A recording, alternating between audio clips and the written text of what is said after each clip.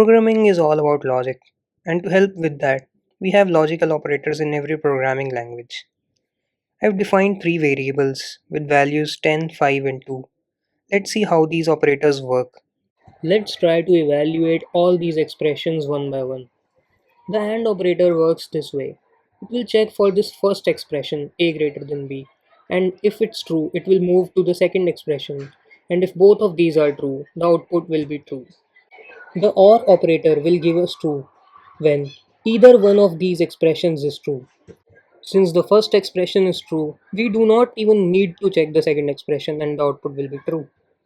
For the third case, since p greater than a is false, but AND operator needs both of these expressions to be true, so our output will be false.